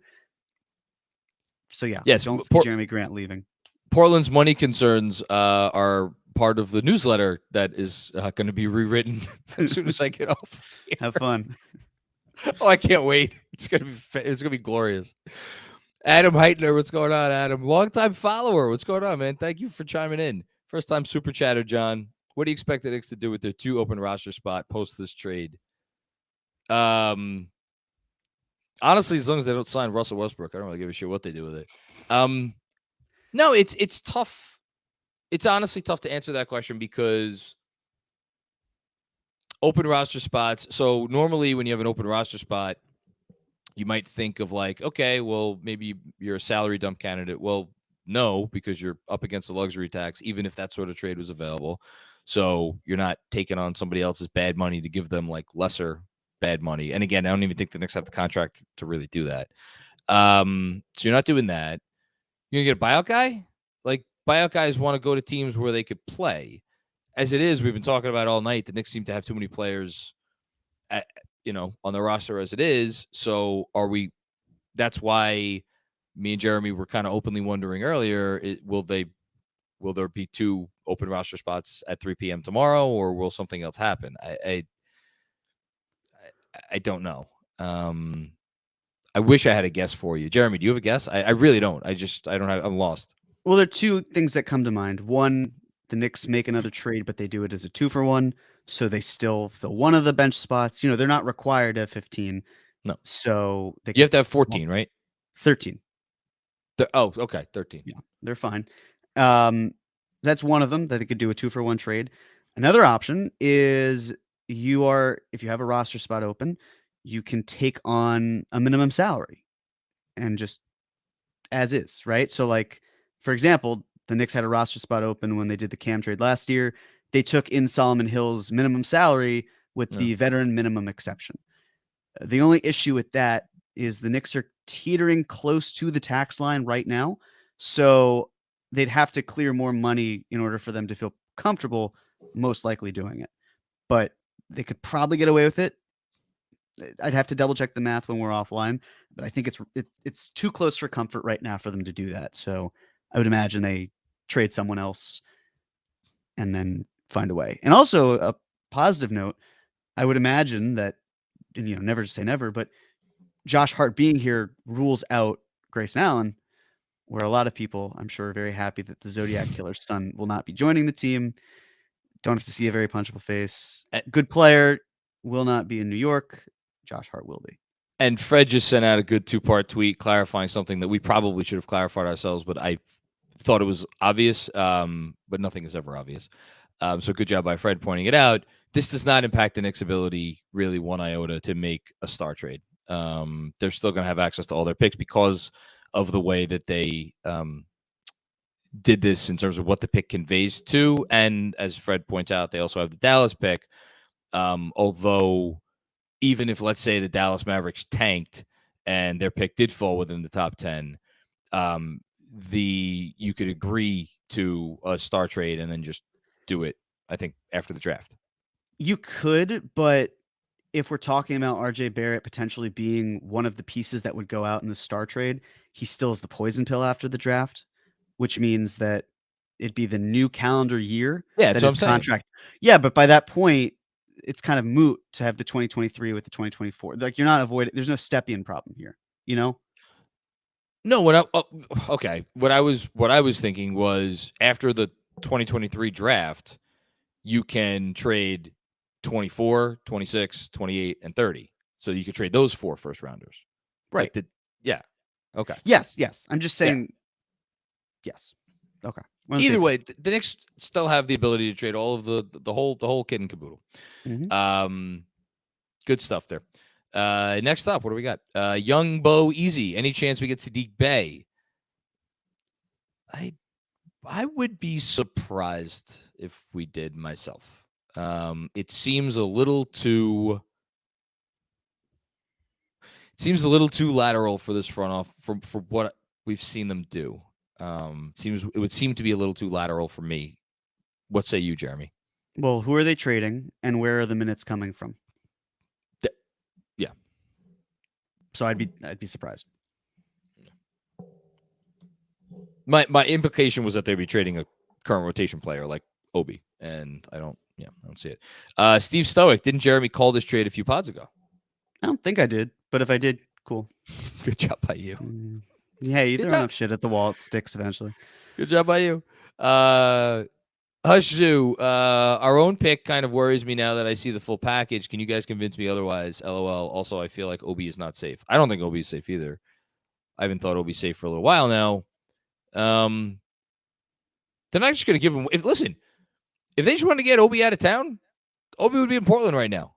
They would have sent Obi in this trade. Like, if they were pushovers and they were just like looking to get rid of Obi Toppin, maybe they would have sent Obi Toppin to Portland instead of their pick, and they would have sent one of the lesser protected picks in one of the future years. And who knows? Maybe they tried to do that and Portland pushed back, and they wanted the Knicks. Whatever. We don't know what's going on. I think they'll trade him if it's the right deal. As far as the fact that it's our own pick kind of worries, I hope we put those fears to rest with all that we've talked about. I'm if it's a good pick, they're going to get it. Yeah, 100%. Yeah. And there's the Mavericks pick, of course. But, the one thing with Obi that I'm very curious about. So I mentioned on Cream, which is not completely moot for those of you who didn't hear it. There's still some relevant stuff in there. The thing I said was I would not feel comfortable about moving Obi unless I knew there was another rotation player coming into the fold. Well, the Knicks traded players out of the rotation for a player in the rotation. So what I'm very curious about is, does that mean that with now a 9-man rotation still, if it's 10, if they want to include Deuce, does someone get the short end of the stick in terms of being dealt, or is it really just as easy as Deuce getting squeezed out? I don't know. What I do know is, as has been mentioned in terms of rebounding, Hart is not a 4, not in the slightest. When Obi was out, the Knicks were a great rebounding team. The question, if they can find a 4 where they get something back moving Obi, they don't have to care as much about the defensive rebounding due to the fact that they got one of the better defensive rebounders in the game, or just rebounders in the game. He's good in the offensive glass too. So I'm really curious about that. And I think the other thing too, is really cool. We've talked about EPM before. The defensive EPM, the Knicks have 6 players in the top 105. That's pretty good. And one of them is Mitchell Robinson, who I believe is 9th. He's 9th. Mitchell Robinson's 9th, Grimes 48, Quickly 88, McBride 103, Hartenstein 104, and I want to say that Hart was 87. He was 87. Sounds about right. Yeah. So Hart and Hartenstein is a great name for a buddy cop duo, or just a buddy duo. And they will probably be playing together a bit. And Josh Hart, good cutter. Hopefully the heart-to-heart connection. Heart-to-heart connection. There Ooh, I like it. Listen, there it is. I have the gems every so often. Thanks for the question, Hush. Matt, Aussie Knicks fan. The video of JB finding out the news is perfect. I love our team and the vibes we have. Shout out KFS for keeping me entertained all day, every day. It's the least we could do. That's what we're here for. Pretty good video, too. Yeah. His face is perfect. Greg Film Stuff. Thank you for the very generous contribution. I love it. Josh Hart gets rebounds, makes plays for others, collects steals, scores if he needs to. Yes, he scored a lot when he first came to Portland because they didn't have anybody else to score. A great player for Quickly to work with in the backcourt, just like he's a really good basketball player that contributes to winning. I want to see what I was looking because we were talking about I was talking about recently deflections with when Tom was on the pod. I'm going to look up how Josh Hart does with deflections, as maybe you could read the next question. Absolutely. From Robert Cross. All you KFS RJ haters will be eating crow when the tortoise is our best player post All-Star game. # collecting receipts. I hear you, Robert. It's great. Listen, just don't break any more TVs. Don't break any monitors. We're good. We'll see. But look, I hope he's their best player post the All-Star break, or something has gone horribly wrong again. Yeah, one of the two. It's just no in between. It's just one of those two things. There's not. Thank you, Robert. Jacob Slavitt. This all ends with Jay Wright replacing Tibbs. Wouldn't that be something? I think he's happily retired. I think he's happily retired too. He's shut down all that stuff, right? Yeah. Josh Hart, 1.6 deflections per game in 33 minutes a night. It's pretty good. Mm-hmm. Dan Hidalgo. This confuses me. He's only 6'4". We're all set at guard. Why give up a first for a 27-year-old redundant player? Are we moving a guard next? Again, we talked about it. I think this is a move. It is not a final move. Also, Josh Hart plays bigger than 6'4". Mm-hmm. He plays a lot bigger than 6'4". He's the starting small forward for Portland. I think look, we haven't talked about the shooting. I'm curious to see how they mitigate that moving forward. Because say what you want about RJ, and I've kind of slandered RJ tonight and for much of this year. RJ is theoretically going to continue to be someone who spaces the floor. Now, right now, RJ is shooting. What is he shooting from 3 this season right now? Is it like 34%? It might have been 33. 32, 33. Yeah. Whatever. It's not great. Okay. Would you rather have a player who is very inconsistent from deep and puts up a lot of threes, and when he's not hitting them, it kind of kills you? Or would you rather have a guy that kind of tries to mitigate and is creative and effective in mitigating that lack of shooting in other ways? I think that's the question, but how they put pieces, Josh Hart he's not quite plug and play, right? He's not Quentin Grimes. I think you do have to be thoughtful. All that being said, Portland has a non-shooting 5 in Yusuf Nurkic. I mean, he shoots a little bit, but he's not really a shooter. And when Dame's on the floor, they're one of the best offenses in basketball. So again, you can mitigate it. You just got to be creative about it. You took the words out of my mouth in terms of he plays bigger than he is. Yeah. And I don't think we should look at it, look at it as like guard versus guard. He's a versatile player. He's a wing. The thing is, yes, he's categorized as a wing. It's harder to build around someone who doesn't shoot super well. It's harder to build around multiple people who don't shoot. I mean, yeah, I don't want to beat a dead horse here, but as we've been talking about in terms of if we're looking at someone lack of shooting with RJ Barrett, all that, it feels like every single step of the way since the summer, there has been something, whether it's major or minor, that has felt like RJ's footing on this team is not long-term. This does not reinforce any positive feeling that I would have towards him staying here long-term. I will put it that way. I don't think it is a negative. It's really not an encouraging part of it as I see it. I have the same feeling. We could both be very wrong. We could. But there are 3 players who this front office did not draft or, trade for or sign for. I mean, yes, they extended RJ, they extended Randall, they extended Mitch. But 2 of those guys playing at a really high level and the other is not. Well, I didn't try to hijack this to shit talk RJ, but it's again, they extended RJ because they set a deadline with an opposing front office to which they were trying to trade RJ Barrett. We have to say that out loud again because it is a thing that happened. Anyway, let's keep going. Dan, thank you. Adam K, what's going on, Adam K? Mac, why is one half of your beard connected? Why isn't? Oh, I've always had it's this part over here. It's a little. This part doesn't always grow in very well. Is it that, or he's talking about this? I don't know. I think it was more of this. It looks like it's. That's always thin.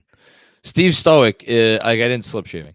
It's RJ or upgrade for the foreseeable future. Any chance of getting Mikal Bridges?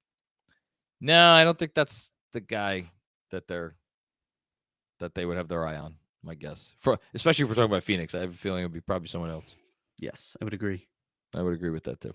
He might end up in New York, just not Manhattan. Oh, Mikal, yeah. Oh, we'll see what the next day, 6 months hold. There's no way he's getting traded tomorrow. That would shock me. That'd be crazy. Tomorrow. Yeah. Haitian Ferg, love the deal. What do we do with the roster spots opening up? Another question. More trades to come. How real is Rose to the Bucks? Love this player for Tibbs' system. Let's focus on the Rose thing because we talked about everything else. So Jake Fisher got mad at me before because he said he got a text that it might have been Hardenstein and Cam. And I tweeted that Jake Fisher's not reporting it, but this is what he heard. But Jake Fisher did say, and I tweeted it out, and I think it was fine to tweet out because it was a little bit more concrete, that the Rose to the Bucks talk has been making the rounds, I guess, around the league. Especially with this move. I don't see how that makes sense for the Knicks, unless I'm missing something. The only thing I can think of, I haven't done it, but I would imagine that if they really wanted to move on from Joe Ingles, they could Why would they? But that's the thing. This is where the Rose part confuses me. It's either that is the framework or it's a 3-team deal. But with that said, I mean, there's probably, again, I haven't had the time to sit down and do it. I might just, as you're talking, do it now. Like, yeah, take some time. could it be George Hill, Ibaka, and then Beauchamp? I don't know. I'll try it. You go ahead. Yeah, try. Oh, I see. So maybe that's Like- a 3-1. Okay. Like that sort of thing. I don't know. I mean, I'll you try only it need right to now. take in about $10 million in salary. So, like, again, Grayson Allen could work, but like, talk about adding Grayson Allen when you just added Josh Hart, and you're not, unless there's a bunch of other stuff at play here that we're not privy to. Well, we'll let Jeremy crunch some numbers in the meantime. We'll go to the next super chat. Thank you, Haitian Ferg, by the way. And thank you, everybody watching and contributing and the whole thing. Dalsim25, look up Jalen Brunson's reaction. We saw it. Jalen Brunson was shocked the Knicks traded for Josh Hart. He was shocked. I'm pretty sure it was a happy shock, which is the most important thing. As he should be happy. That's awesome for the guy. Yeah. And you want to talk about, like, doing right by the dude that came and kind of saved your bacon this year with how he's played? It's a nice little thing. Thanks, Dalsim25. Appreciate it. David Greder, I don't know. Jeremy, 3-team trade. Okay, here we go. Toronto, New York, and Charlotte. Oh, boy. I'm scared. There's not a lot of contracts on Charlotte that I want. The Knicks get OG and Gordon Hayward. Okay, so we are acquiring almost $50 million in salary. I cannot wait to continue reading this.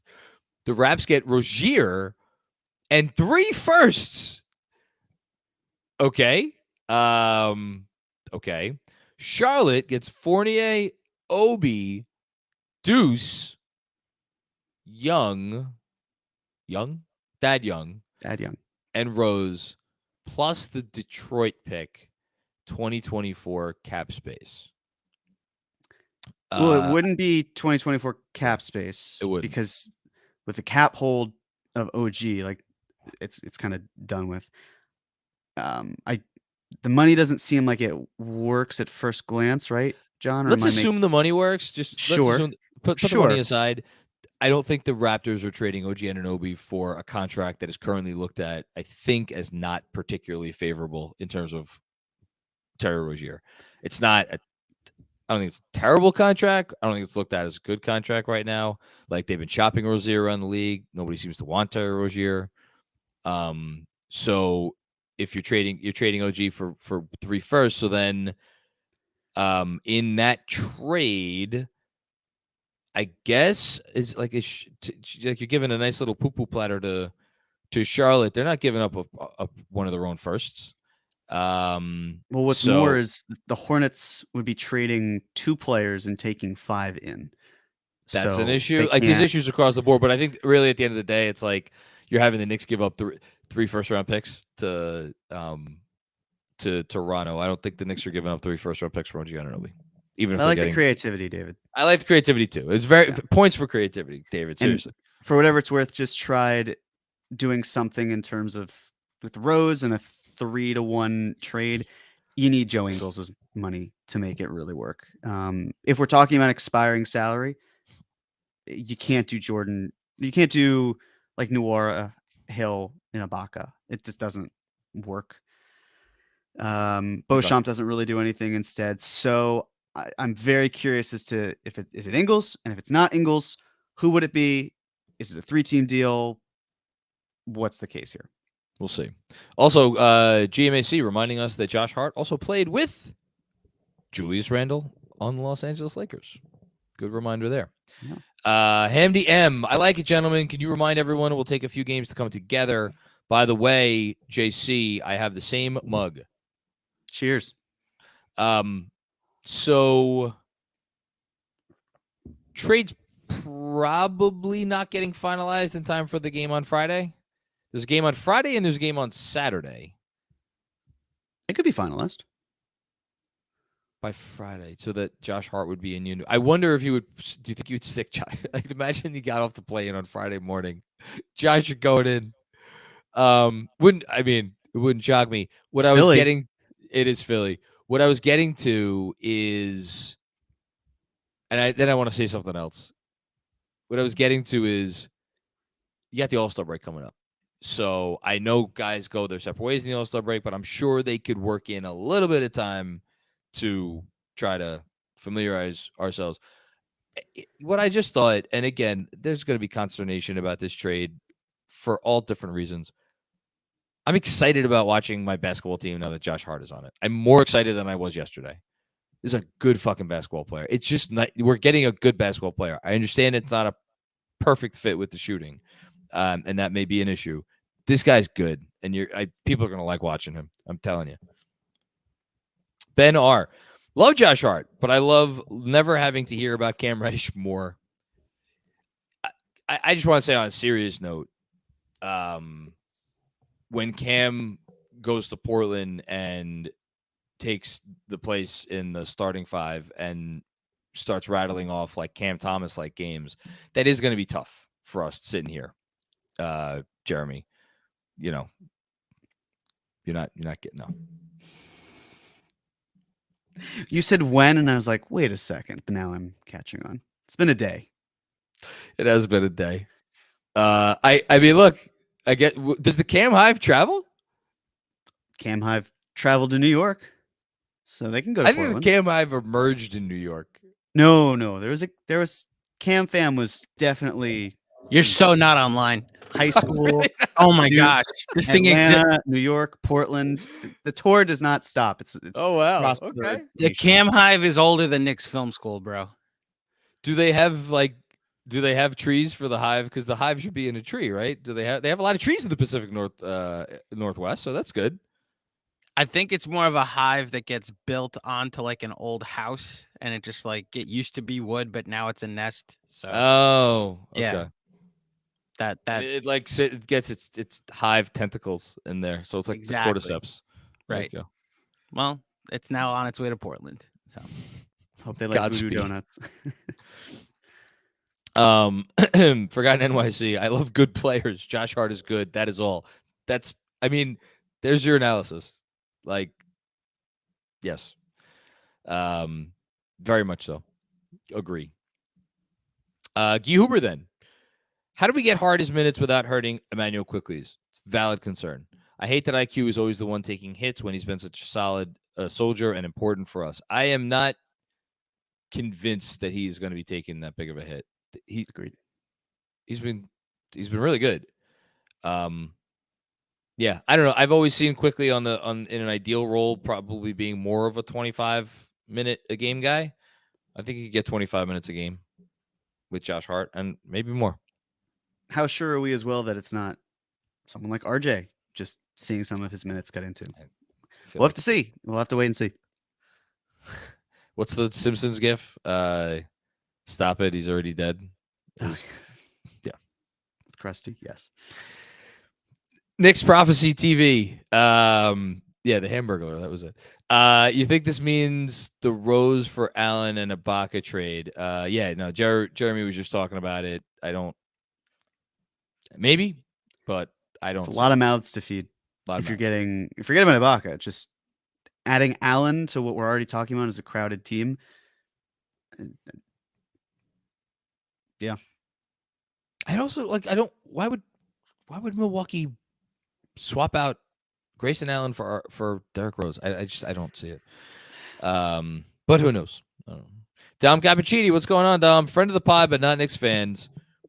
RJ approves of the deal in a big way. Go figure. Richard Jefferson. Oh, I was yes. about to say. Different RJ. Yes. Does he? I'm pulling up the tweet now. That's good. I can actually just summarize it. He said Josh Hart is the type of player that elevates your ceiling to the second round. I don't want that kind of pressure on us. He's a winning player. Elliot G, first time, long time, and all that. Big fan of KFS. Thoughts on Obi still being moved by this deadline? I think he'd be comfortable with me saying this. Again, Fisher was on and he was getting asked some Knicks questions before, and somebody asked him about Obi, and he said he's heard the same two teams, right? He's heard Indiana, and he's heard Utah, right? And that's it. You know, I just wonder what the team is that's going to value Obi Toppin, because I don't know if you feel differently, Jeremy. I don't think that they're going to trade Obi Toppin to trade Obi Toppin. No, I agree. It's just, again, they brought someone into the rotation. It will squeeze someone out. I think a lot of this also comes down to who do they want playing minutes more? And I know they're different positions, but would Deuce they or rather have Obi? Deuce or Obi? I don't know. Again, they're vastly different positions, but if Hart is more of a wing and can play like a bigger player, then what does that mean for Obi? Hold on. There's another component to this, because if you are assuming that Obi goes out and Deuce stays in the rotation, first of all, I think, if I'm following you, you're assuming that Obi goes out and a rotation player doesn't come back, which means you're basically sending Obi out for draft equity and not a player that needs to play, which we'll see. Also, it puts RJ as your backup 4, which I don't know how they feel about. Well, I don't think know how they'd they be. feel about. Well, Tibbs has even said in the past where he likes RJ backup 4, see sometime. Like it wouldn't be a ton of minutes, just be a few here and there where they could play a little bit, matching up accordingly.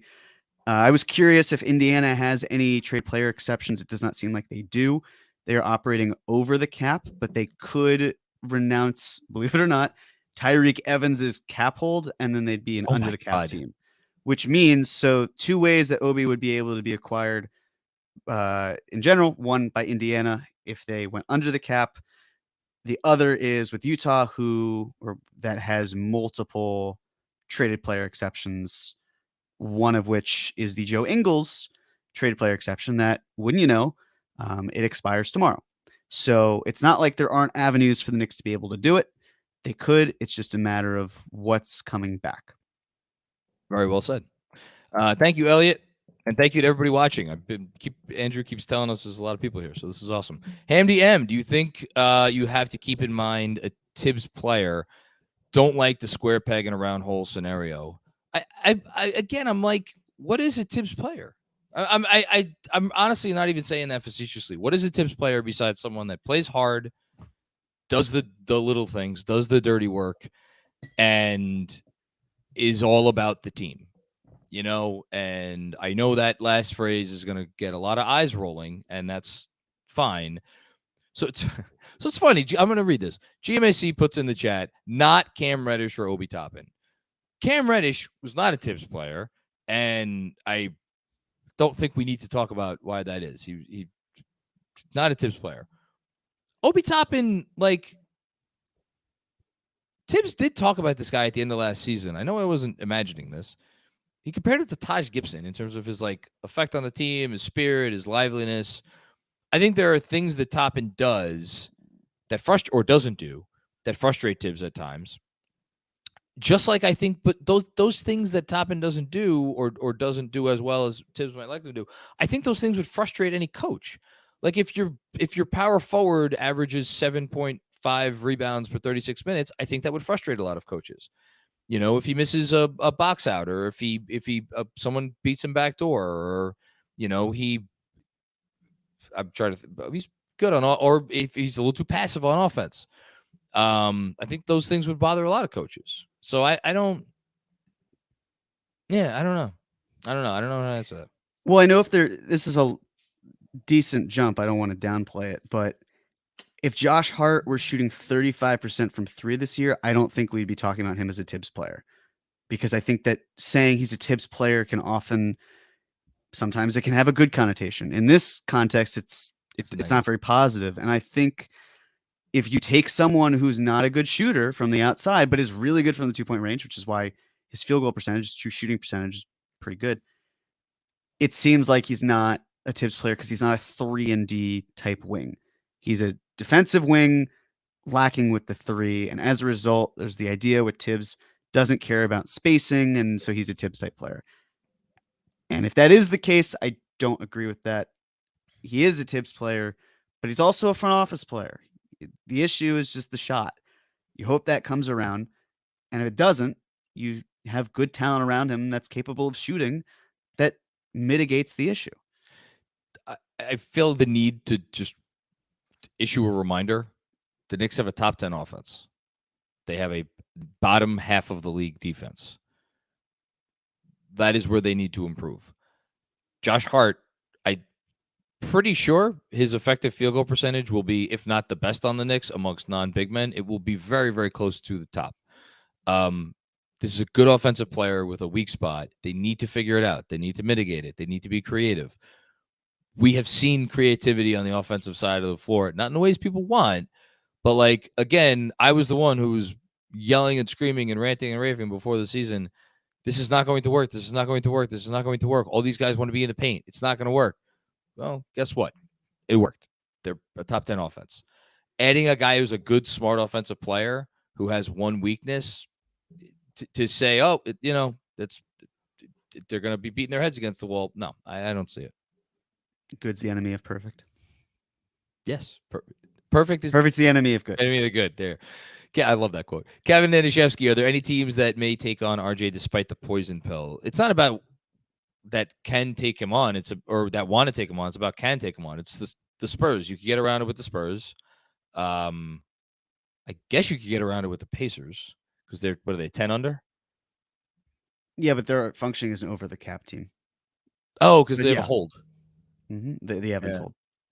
That's right. I got a nitpick here. I understand the question, but the May take on RJ. I know we're talking about RJ not being a fit. He's still a good player. Yes, he is. It's just that the way the Knicks are constructing this roster, it feels like there is less and less of a need for what he brings as they bring not like players, but players who just don't complement him in quite the same way. Like it just doesn't feel like the solid fit. But it's not taking on. It's just they finding a deal that works, and I don't see them finding it this year, and that's okay. I don't either. Sean Ford, I was able to make a 3-team trade work with RJ and Grayson Allen to Toronto. Okay. OG to the Knicks, Derrick Rose to Milwaukee, and spare parts. I could dream. I love Hart. Let's fucking go Knicks. Do the Raptors want RJ other than the fact he's Canadian? I don't mean that as shade. It's just like they love players who have, incredible length, deflect the ball like crazy, as we've talked about before. That's just not who RJ is. I think there's a team that would love to have RJ. I just don't see it as it being the Raptors. It's funny.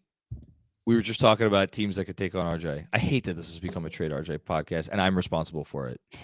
I'm the problem. It's me. I'm going to blame you too. You should blame me.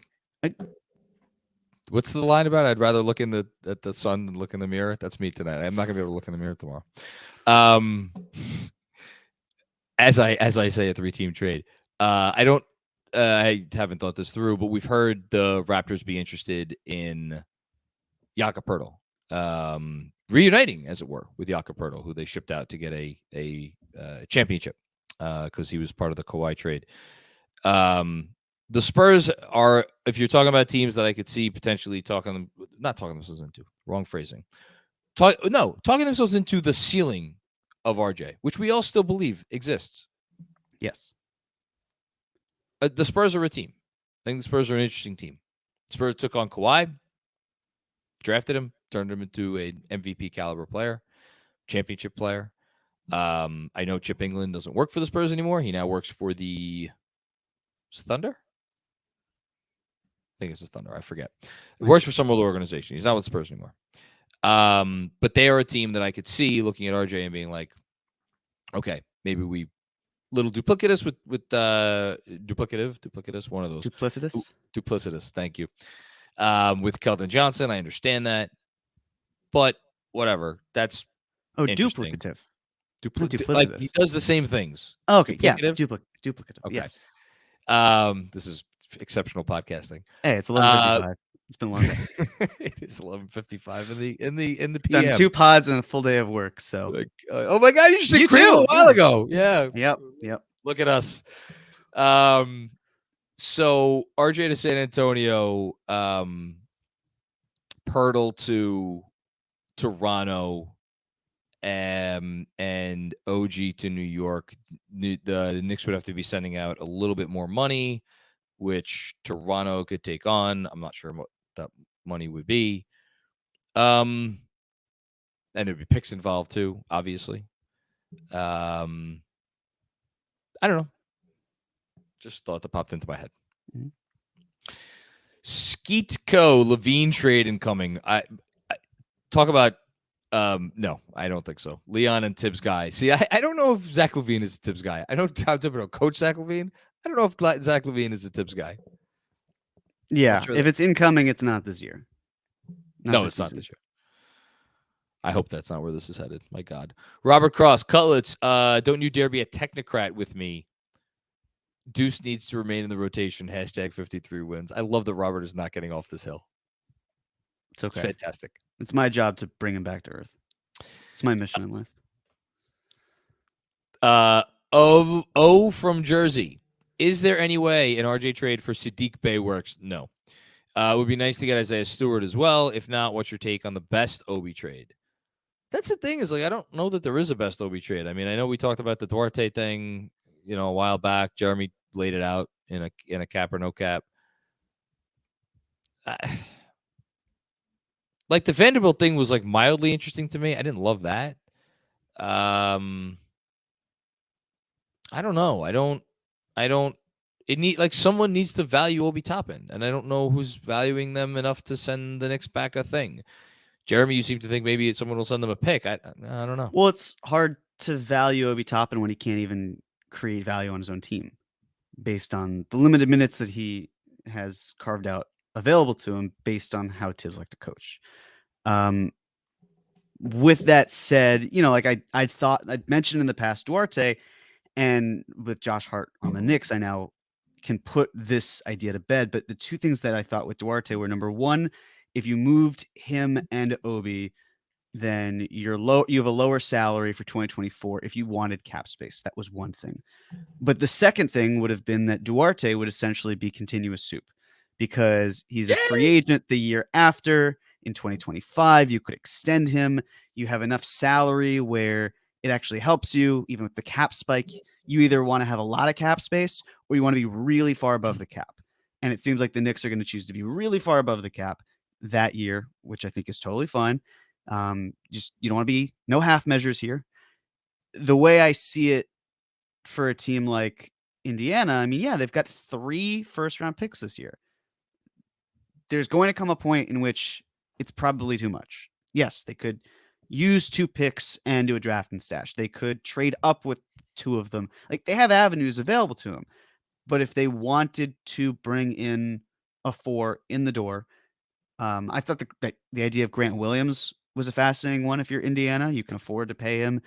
You can offload a pick. Like that would make more sense than Obi in terms of the first round value. But finding some sort of way if you wanted to do it, like that's how it would have to be done. You find a team, yes, that values him, that sees the potential in him, and not just who he is in this role, because who Obi is in this role is not indicative of the talents that he can provide. And because of that, that's where the value is. The value is in the untapped abilities that he cannot showcase on this team as constructed, as coached, as he is. Well said. Thank you, O from Jersey. Appreciate that. Manny Campos, what's going on, Manny? Good to hear from you again. Does this trade raise the chances of a Fournier and or Rose trade now that they were the 11th and 12th men with no bad to minutes, even with injury? I don't think it changes it one iota. I think they are as likely to be moved today as they were yesterday, which is, whatever. Thanks, Manny. Appreciate that. Sam Garcia's dad. We got to get someone from the Garcia family in here. Where did he go? Oh, here it is. Shouldn't we be looking at someone who can shoot threes? I read Hart averages less than 3 3-pointers per game. Why should I be excited about this trade? I think we've talked about this a lot at this point. I don't think we need to go over it again. I mean, if we're talking about just lineup combinations that work, you're going to want. So one complicating factor with keeping Deuce in the rotation is Deuce, while he has made threes, he had a nice three-game stretch, made 7 threes over 3 games. That was important. We won't talk about the 10 out of 11 games before that where he didn't make a 3.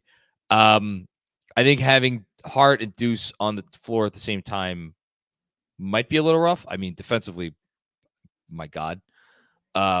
you know, so having him on the floor with Quickly or Brunson or both, I think that's important.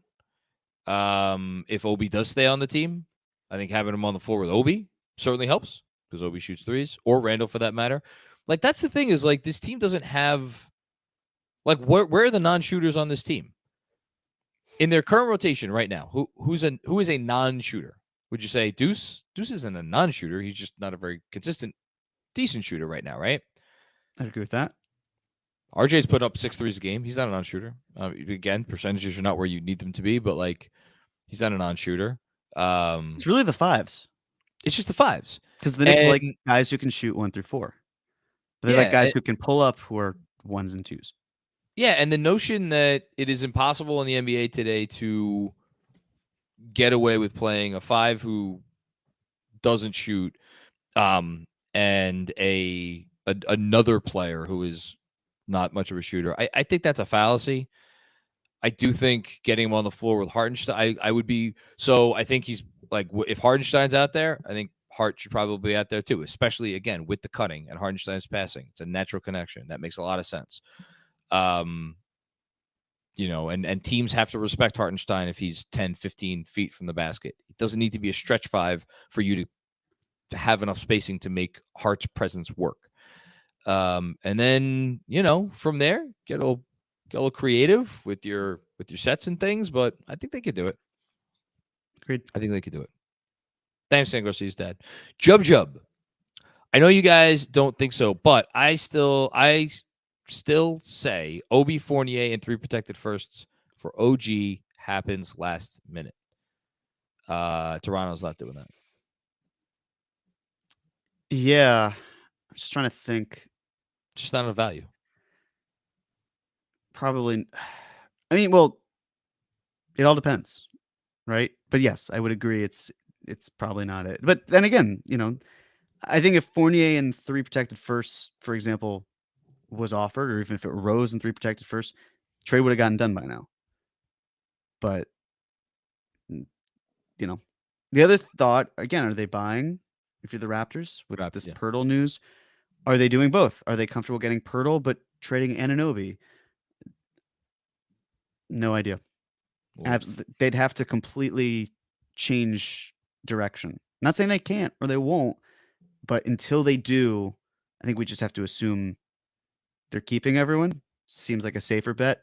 I understand the flight risk of Gary Trent Jr. and Van Vliet, but they have the bird rights for both of them. They could chalk it up to a bad season, whatever. I mean, yeah, someone likely does have to go because if they're getting Pirtle, then we're talking about Van Vliet, Gary Trent Jr., I think Van Vliet goes. Anunoby. But then who's running their offense? That's a good question. Maybe, I don't know. Maybe Derrick Rose. Yeah. But I'm saying like between Van Vliet, Trent Jr., Siakam, Barnes, and Anunoby, if you add a center to that, one of the 5 I just mentioned would be coming off the bench. Yep. And if it's not going to be Siakam. If Anunoby does it, he's going to leave. If Gary Trent Jr. does it, he's probably going to leave, although he'd be the likeliest candidate who'd be able to come off the bench. And it's not going to be Van Vliet. Coming off the bench. And Barnes definitely isn't doing it. So, no. Yeah. Thanks, Jub. Busy. Are you guys concerned with this trade and any trade made tomorrow morning messing with the chemistry of the team? I am the play. I am something. The players seem to like each other. Oh, I am. The players seem to like each other. I think Josh Hart's going to get along just swimmingly, considering he played with the top 2 guys. I don't think that's going to be a problem at all. Agreed. Yeah. Thanks, Busy. Appreciate it again. A.E. Kennedy, could this potentially open up cutting and transition opportunities for Obi as well as help his defense on the second unit? Help his defense on the second unit. I think he needs to help his own defense on the second unit. Not that it's been terrible. It hasn't. Open up cutting and transition opportunities. I mean, it's tough because you're bringing in a good cutter and you're bringing in a guy who's good defensively and who deflects balls and steals passes and the whole thing. So that's good. When you're in your half-court offense, that's tougher because Hart's presence will have teams sagging off, you know, and it's one more guy that wants to cut. So I think it's a gift and a curse, probably. Can I give you 2 free stats for your newsletter? Please. So this season, Josh Hart, in terms of points per play in the half court, 81st percentile. That's pretty good. Last year was the 88th percentile. Year before he was last year with the Blazers, 88th percentile. Last year with the Pelicans, 69th percentile. Nice. Transition is another thing. He's in the 92nd percentile in points per possession in transition. So this is someone who can run the floor, and when you have a half court offense set, be very good, despite the fact that he's not even a great shooter. These are important factors. These are things that the Knicks do care about. They have looked for players who can. Yeah, they've looked for players who can. It's how do they well built their team: offensive rebounding and yeah, rebounding and yes, in the half court and putbacks and everything. So he's going to help them a lot. There are a lot of areas. I mean, off live rebounds. This shouldn't come as a surprise. 96th percentile in points per possession. He's very good with that. They got a guy that fits exactly to a T how they built their team. They will work around the shooting issue. I'm not worried. Again, the more I read into it, for whatever it's worth, the more it makes sense. Like any doubts that I had, right? But any doubts that I had on a surface level, this wipes them clean. Yeah, look, there's a reason the guy was signed for what he was signed for, and he does all those great things, and it's the 3-point shooting. He's a wing that doesn't really shoot threes. I get it. We all get it. Doesn't mean it can't work or won't work. Dom, I love the trade, although I had planned for bed 2 hours ago. Low risk. John, are you feeling better about your preseason 43 wins prediction? I'm feeling pretty great about that right now. Maybe I was a little low. We'll see. I got good news for you. What? There's a good chance that if it does not hit, that the Knicks still have a first-round pick. Oh, that's true. That's a good call, man. They put. I mean, I don't know about winning a playoff series, but I think they better get to the playoffs. That's for sure. Yeah, I mean, listen, they could win 42 games and still make the playoffs and the pick's gone, but for sure, still. Thanks, Dom. Andrew's feeling better about 45 wins. Russ Guberman, what's going on, Russ? We just traded away an RJ Buddy for a Brunson Buddy. Oh yeah, they did. How about that? The future of the franchise has shifted. Future of the franchise shifted when they tried to ship RJ Barrett off to get Donovan Mitchell. Also excited for Orange Julius to ease up on minutes. I hope so. That'd be cool. I wouldn't mind that. But yeah, we saw the shift happen. The shift happened. Shift is past tense. Yeah. Thanks, Russ. Alex, what's going on? Jeremy, my dream of trading 3 firsts for 9 future protected firsts just took a huge hit tonight. Hashtag keep the dream alive. Hashtag Cheshire Cat. Yes. Hashtag play deuce. It's not impossible. It can still happen, but it's looking a little grim. Anything is possible. Thanks, Alex. Brian Jones over the last 8 with crunch time matchups against LeBron, Leonard, Harden, and Wagner. It became obvious we need a bigger and switchable wing. He's going to help you. You know, he's going to help you. And again, like, I'm not saying they do drive and kick in crunch time offensive situations. But like, if you stick Josh Hart in the corner, teams are not going to. It's not going to screw you all up. You might not want to drive and kick to him. It's not going to screw up Brunson's ability to do what he does. It's not going to and Brunson's usually the guy that's getting the ball there. So I think that's going to be a good thing. Thanks, Brian. Busy? Are we beard shaming now? Glad I'm not on camera. No beard shaming here. I have this Dallas Clippers game on in the background, by the way. Keep rooting for Dallas to lose. Yeah, because that's the only pick the Knicks might have. I don't even care about that. I just want Kyrie to lose. No, I know. David Gradier, 3 protected picks.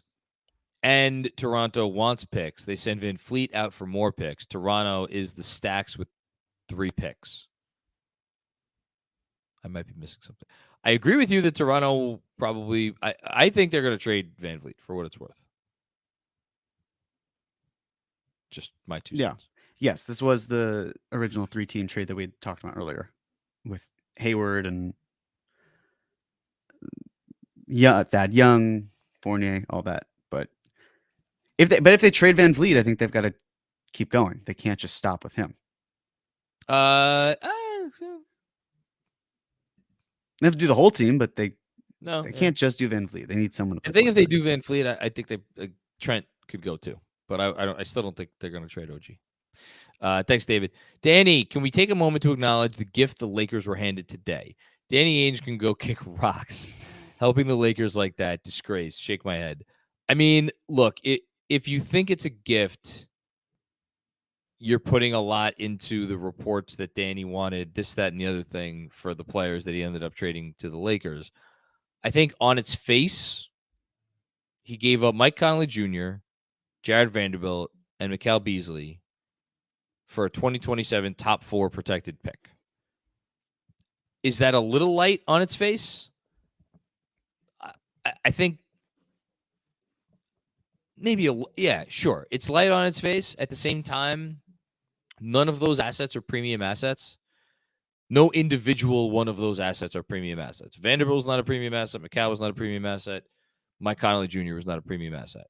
Now, together, the Lakers treated it as a premium asset, or the closest they were going to get to a premium asset, because they needed to do something with Russ very clearly. But, like, he took 3 non-premium assets and got not a gold chip, but, like, top 4 protected. The Lakers could win 3 games that season, and there's still a better than 50% chance that pick will convey to Utah as the 5th, or whoever owns it by that point, as the 5th pick in the draft. So I think that's a pretty damn good asset. The difference is top 5 versus top 4 protections, and I don't think that's an accident, because it makes a difference to me sitting here thinking about it. What are your thoughts, Jeremy?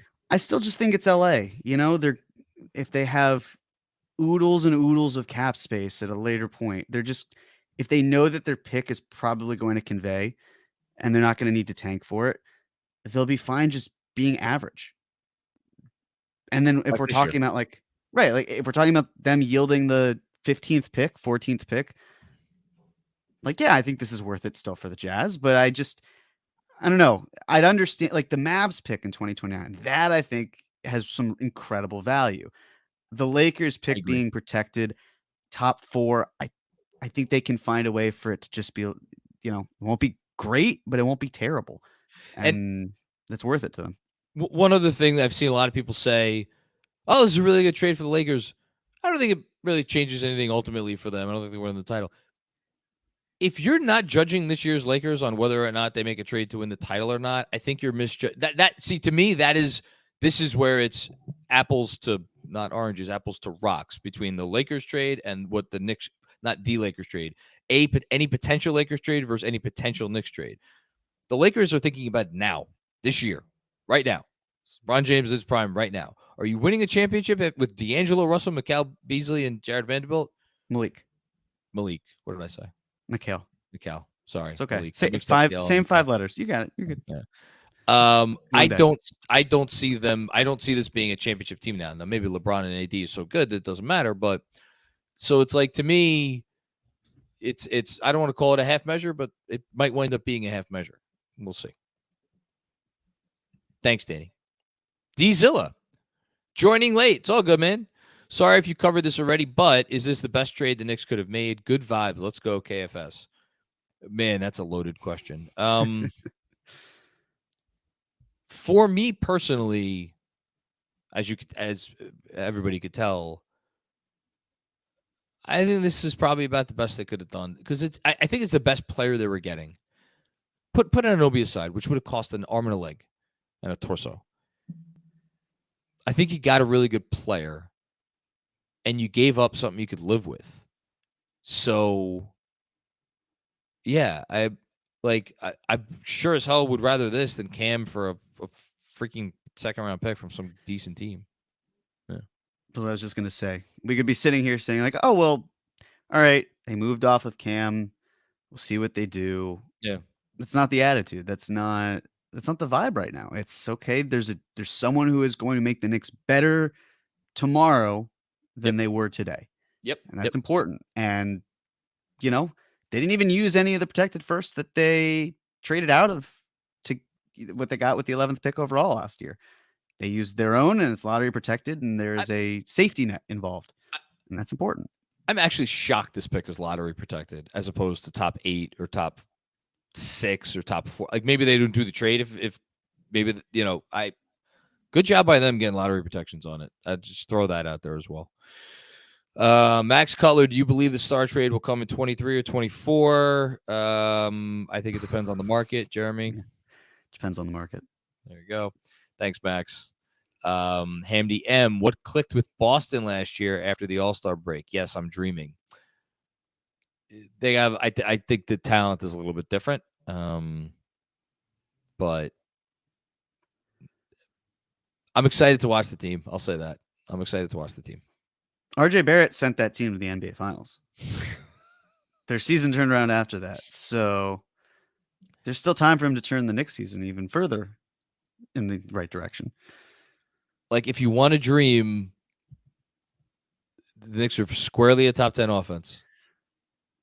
They just got a good, if imperfect, offensive player who's really good and is going to really help them on defense. And Mitch is coming back. Okay. Red Sarachek, just tell me this doesn't hurt our sweet prince Quentin Grimes. I don't think so. He seems as safe as anything to me. They love him. He's on a dirt cheap contract. He's 2 years away from needing to be extended. 2.5 years away from needing to be extended. Quentin Grimes is fine. I would imagine he still starts. So I hope so. Thanks, Red. Robert Cross, first time, long time. John, are there any other fan communities that will take on Kevin? Maybe Brooklyn. We'll. So you want to give them 88 fans? I don't know. We'll have to negotiate that. We'll put Jeremy to work. Thanks, Robert. Jacob Slavitt, Robert Randolph saying RJ will be moved. Well, RJ, congratulations. You just survived the trade deadline. Shout out to Yaron Weissman, who wrote a fantastic piece the other day about Robert Randolph that I just could not get enough of. Hashtag tapped in. There you go. I just appreciate his determination. Robert Randolph? Yeah.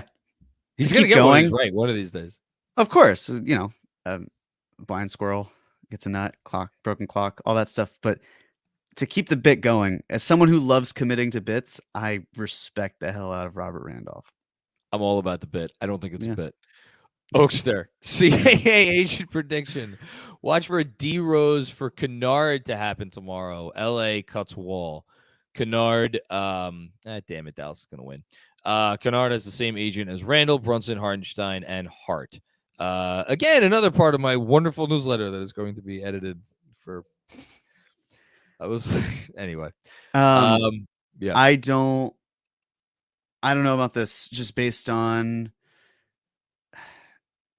the money works. So the money does work. That's not the concern. The concern is that then the Knicks are pretty much committed to the tax next year. Whereas if they just moved Rose for expiring salary, they're likely avoiding any concern of the tax.